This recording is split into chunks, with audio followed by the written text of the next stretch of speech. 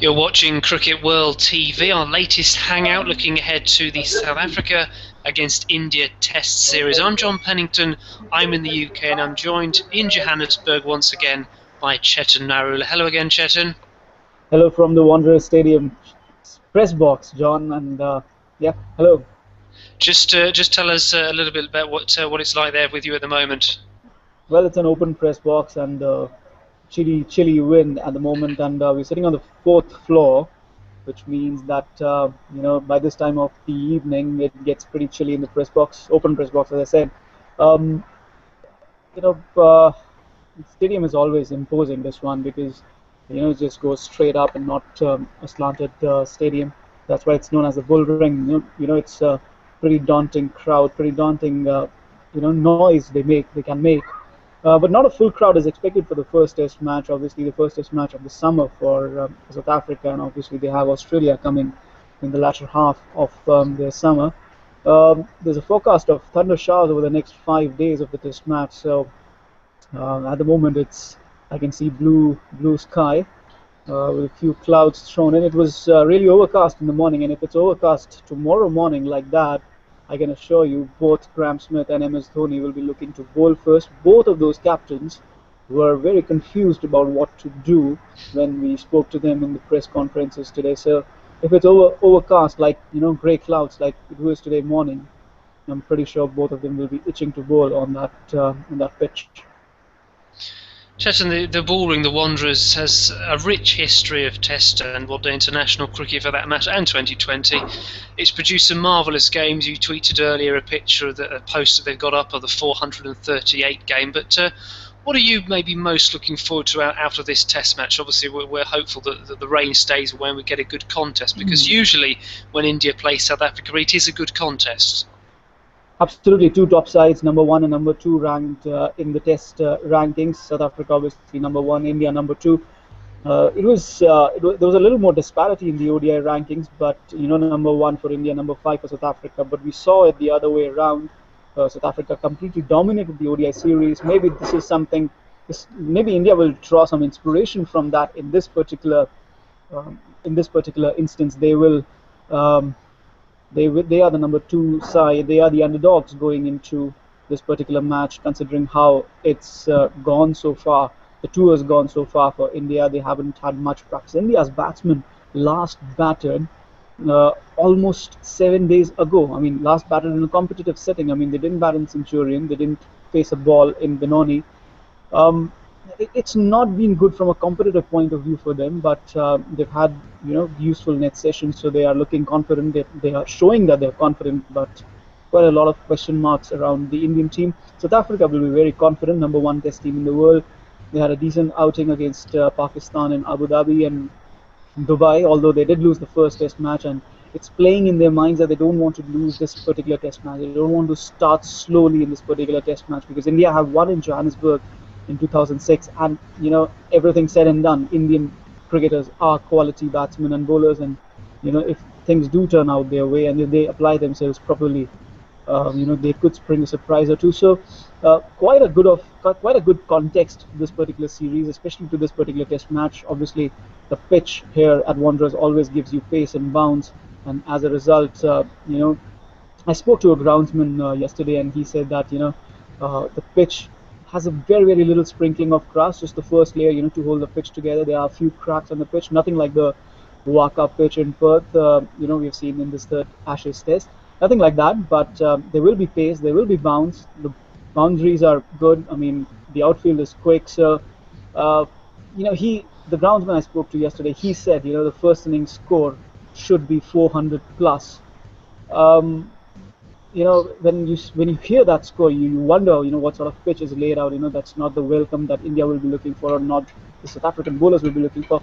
But there will be good pace and bounce. It's all about getting set. It's all about getting your eye in, and then the batsmen should enjoy. Otherwise, the bowlers will look to make early inroads with a new ball. I see you're trying to work the Ashes into every single one of your answers, Chetan. Very nice. Australia were the better team, fully deserved to have that Ashes back. We held it for 4 years, so we can let them have it for a bit. Moving back to this series, all sort of jokes aside, Who do you think will be the key players, perhaps one or two from either side, or maybe just looking ahead to this test match, given conditions, given what you've seen of these two sides so far? I think for India, I think Zahir Khan and Virat Kohli will be the two key players because Virat Kohli is somebody who's looking to step into Sachin Tendulkar's number 4 slot. We'll obviously talk about that a little bit later. He's been targeted by the South Africans ever since he's landed in South Africa.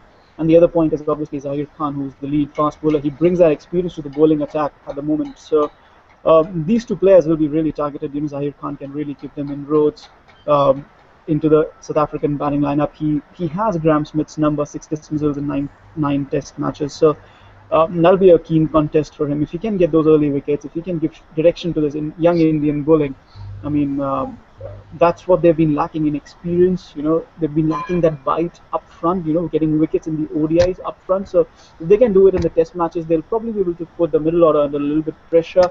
It always happens in Test matches. We've seen that early wickets. You lose early wickets, you lose a session. It's all about the next session thereafter. As I said, Virat Kohli has been targeted by the South Africans. Dale Steyn, Morne Morkel bowling, chest high to him. Dale Steyn really aggressive to Virat Kohli. So he'll be targeted.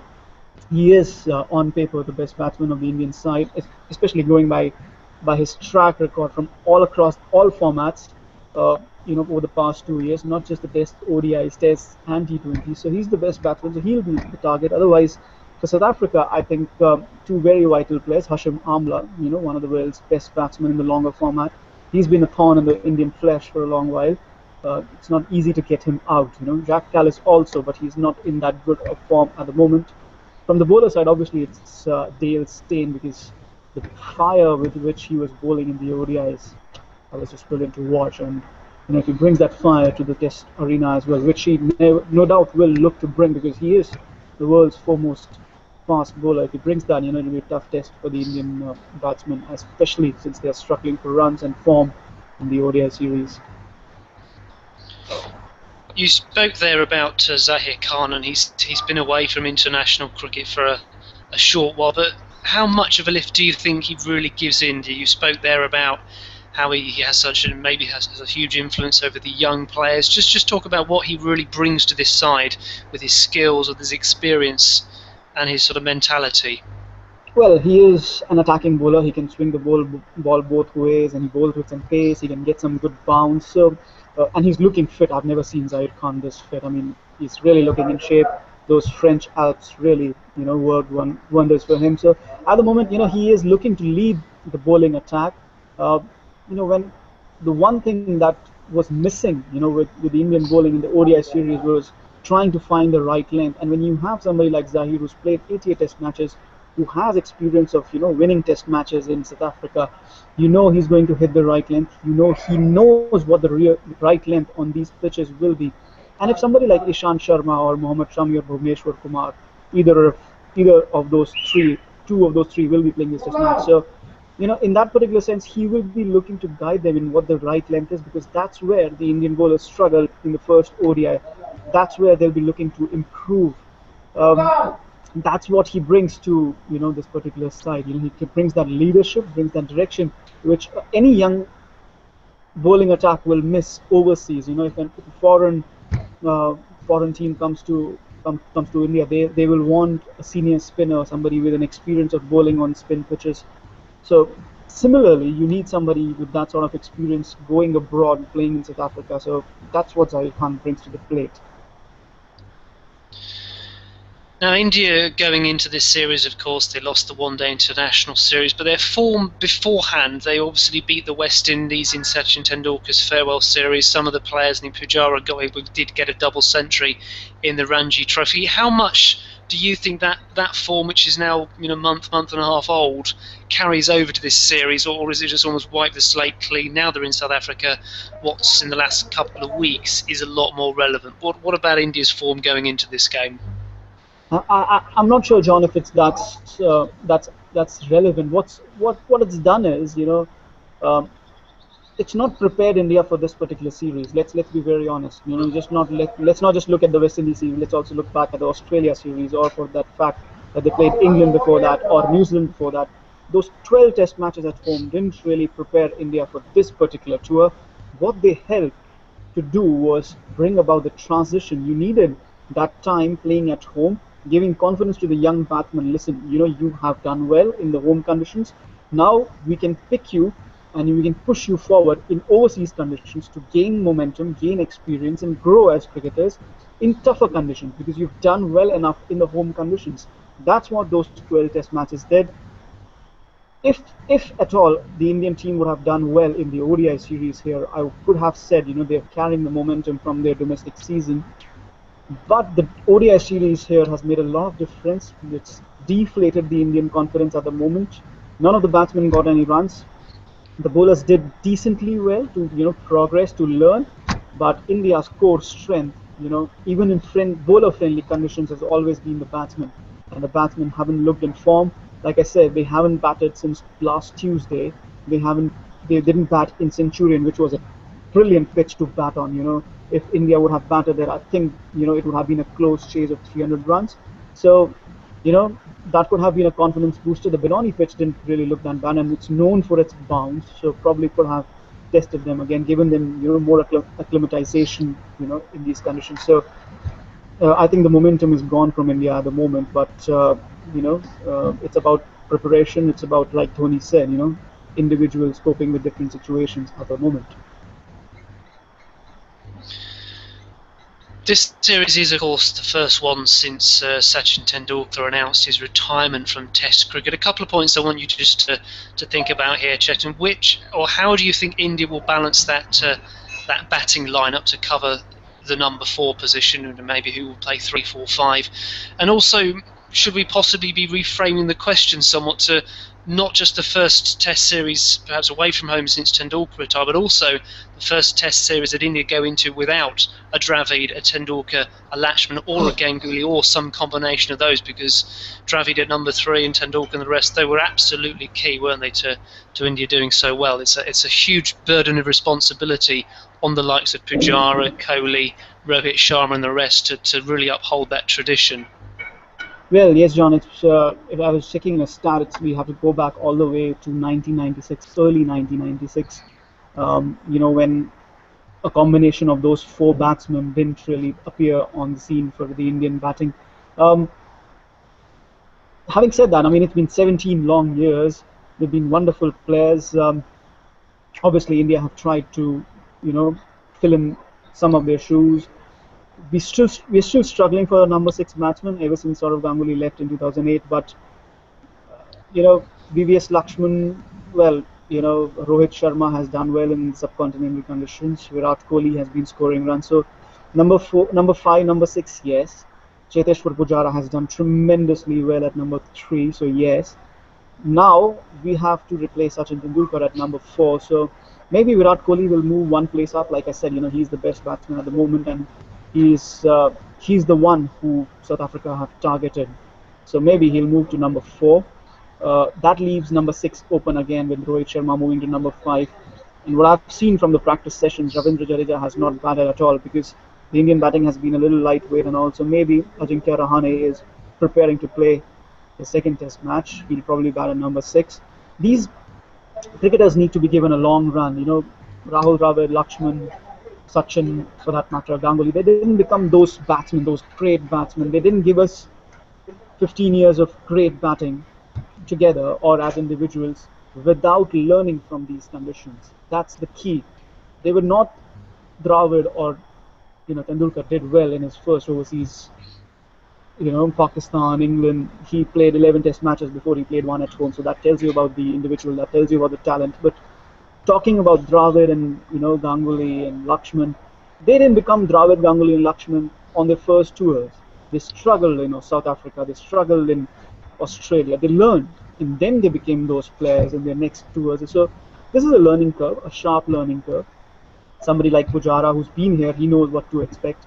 Somebody like Virat Kohli, he's played in Australia, so he knows what to expect. But these guys have also been to South Africa before as part of ODI squads. So a lot more cricket is being played today. So even then, it has to be considered a learning curve for these particular batsmen to help them become, if not those players, become Pujara, Kohli, Sharma, in that particular sense. Having said that, yes, the first test series for India, first test series overseas for India since the retirement of Sachin Tendulkar, will be a very big void. the first, the proper realization that Sachin Tendulkar is gone. He's been such a big part of Indian cricket fans' lives that it'll dawn on them when when the second wicket falls and he doesn't come out to bat, somebody else does. Even better would have been if this test match would have been in India, then would have realized the true sense, because every time second wicket falls, it's cheered. Nowhere in the cricket world a second wicket falling for your own team is cheered by the local fans. It was cheered in India because you know it was either Dravid or one of the openers. It was cheered because Sachin Tendulkar would come out to bat. That would not be there anymore. I mean, I don't see Virat Kohli getting cheers when because Pujara has gotten out or Dhawan has gotten out. That's Not for not a going to few happen. years, anyway. Not for a few years. No, no, no, not on the same scale. Even if it No, ever happens, obviously Kohli should be given a fair run. He's done well so far. But again, it was something really, really different. That man was special. That batsman was special. India will try to replace him, yes, but it'll be very, very big boots to fill. And even if Kohli does well, he'll not be entirely able to fill those boots. But all the best to Virat Kohli if he comes out to bat at number 4, or Rohit Sharma, or Rahane, whoever. I think fair chance should be given to them to do well at that particular position. It's a vital position in Test cricket, especially for India now that Sachin Tendulkar has gone from the scene. Before we move on to our predictions, Chetan, I just want to, I'm conscious that we've talked quite a lot about India. Let's not forget their home side. Just give us your insight as to where you think they are as a group and as individuals, having seen them train and been in and around the team over the last few days. Well, they are pretty confident, John, which shows from the world number one test side. They know what their strengths are. They know how the pitch is going to play, so they're including a spinner. They've already announced they're playing 11, which I think is always, always a sign of confidence. You're just trying to make a statement against your opposition, one team, one day before. We know our best 11 players. These are our best 11 players. You can make your own plans against them. So it's a sign of confidence for me, and obviously they'll stay in, and company have done well against India. They have some confidence going. Their batsmen have been in good form. AB de Villiers, Hashim Amla, Jacques Kallis has not really been that big a touch, but the Indian bowling attack doesn't really strike fear against in the hearts of a lot of batsmen. So I would say South Africa are looking good. If India can just manage to lose the series by 1-0, that should be a good result for this young Indian side. Even a 2-0 result would not be that bad, but when you club it together with that 8-0, 10 years down the line, nobody's going to remember, oh, Dravid was gone, Lakshman was gone, Tendulkar was gone. People tend to forget those things. People tend to forget details. You know, Only those who are really imbibed in cricket history will remember, okay, it was the first series before Tendulkar, after Tendulkar went. So, in that particular sense, it becomes important for India to save some face, not have a 10-0 losing streak overseas, because that's going to add a lot of pressure. Otherwise, um, so yeah, 1-0 to South Africa this particular series, that would be a good result for India. It would not be a good result for South Africa. I think they should be looking to win 2-0 because they are the world number one side. I agree with you there, Chetan. I think South Africa will be too strong, and whether it's 1-0 or 2-0, maybe the weather will sort of dictate, but to spot on, they'll be aiming for 2-0. Just finally, what about who you think might be the leading Indian run scorer who might step up to the plate? I'm going to go perhaps a slightly left field choice in Mahendra Singh Dhoni, because I think if India are going to struggle, Chetan's eyebrows raising there, says maybe what he thinks about that decision. But I think if India are going to struggle against the new ball, then Dhoni might well be at the crease a little earlier than he might like and have to produce a couple of match savings innings. But if you had to put your rupee or whatever on somebody to be leading Indian run scorer, who would you go for? Well, I'm dealing in South African rands at the moment, so not the Indian rupee. Indeed. I'll place my South African rands at the moment on Cheteshwar Pujara, because uh, not Virat Kohli and not MS Dhoni. Some reasons for that, because Kohli is looking, I wouldn't say flustered, but he needs to overcome his aggression. He needs to overcome. He needs to find a way out. The last time I saw Virat Kohli looking for answers was when he was facing England, and it took him 4 Test matches to claw out of their plan. So India don't have 4 Test matches. India probably have 2 or 3 innings, not even two, maybe one innings to come good in this particular Test series. So we need to see if Virat Kohli has learned from his mistakes in the ODI series. So it's a big learning curve for him. MS Dhoni, well, he comes a little late in the order for my liking. He'll come at number 6 or number 7, even if Rahane plays. If the top 5 batsmen are gone, you're not left with too much to do. So all you can do is, if India are 50 for 5, all you can do is try to take them to 200, and 200 is not going to be a good enough score to win. But he is the most experienced batsman in this Indian batting lineup at the moment. India will be looking for some crucial runs for him, no doubt. But because Pujara bats are higher in the order, and he has that particular defensive game, he is somebody who plays with a lot of patience. Out of all the Indian batsmen at the moment, both Pujara and Rohit Sharma have played with patience, but Pujara has a little more experience, a little more confidence going into the series because he's untouched by the ODI series loss. So in that particular sense, I would go with Cheteshwar Pujara myself. Chetan, that's absolutely brilliant. Thank you for your predictions there, and thank you for your time again today. Do enjoy the Test match at Johannesburg and the next one in Durban, of course. We'll be catching up again after the series because I'm off to recover from England's defeat in the Ashes. It's also our end of year holidays here, so I'm taking a little bit of a break, but we'll catch up again towards the end of the year. But Chetan, thank you once again for your time today. Pleasure, John. Have a nice holiday. Have some beer. Just chill out. It's 3-0 is pretty. 3-0 is pretty bad. By the time you come back, it'll probably be 4-0. Yeah, thank you for that, Chetan. Maybe 5-0 because Australian bowlers have been predicting 5-0 for a long time. It's been a long time coming. So rest easy. So not gonna be nice these next 2 Test matches. All the best for your holidays, John. Thanks very much, Chetan, and thank you for everybody for tuning in here on Cricket World TV.